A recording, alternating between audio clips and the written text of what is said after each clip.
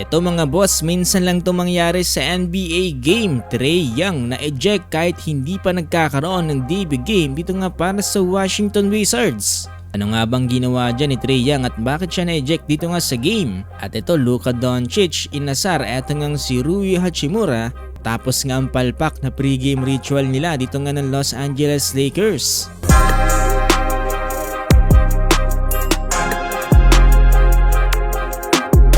So ito mga boss no, sa nakaraan na laban dito nga ng Los Angeles Lakers kontra nga dito sa Sacramento Kings. Wala nga si LeBron James dito nga sa pre-game ritual dito nga ng LA. Kaya naman itong team ay napagdesisyonan na si Rui Hachimura muna ang pansamantalang papalit kay LBJ. Ang kulit nga nito dahil pinagtawanan ng mga players etong si Rui matapos nga ang palpak na pre-game ritual.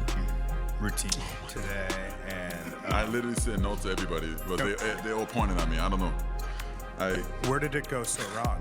You know what it is? I think because I was doing it before he was coming back from the injury. Remember the beginning of the season? So they all pointed at me, but I wasn't, I wasn't really feeling doing it. So I was like, no. And then like the time was going on, So I was like, all right, come on, I did it. But yeah, I got booty. Ito naman mga boss no, ang naging reaction dyan ni Luka Doncic matapos nga ang game na yan. Luka, two very quick ones for you. One. I think you like the first one then. Why did you guys let Rui do the pregame thing today? I don't know. Never again. Never again. It was terrible. Can you take us through the play when you fell down and then eventually got up and hit the three? Yeah, it was on purpose. I slipped on purpose. Just one, and one mixtape. That's what they were saying on the bench, so I did it on purpose. Fair enough.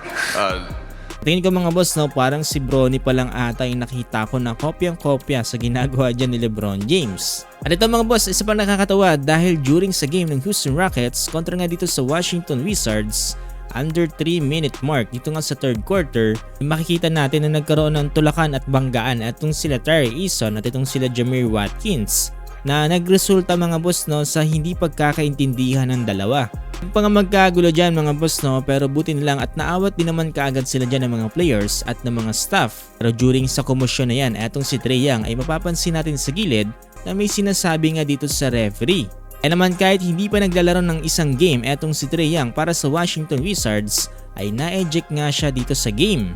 Na-eject naman etong si Eason dahil nga sa kanyang 2 technical fouls. Grabe mga boss no, hindi pa naglalaro etong si Trae Young dito para sa Wizards pero nagkaroon na kagad ng technical foul. At ang inaasahan naman na actual debut game ni Trae Young ay sa Thursday nga mga boss no, kontra sa Utah Jazz. Kung pa na more basketball updates kagaya nito at mga highlights ay huwag niyo kakalimutang i-follow itong ating page.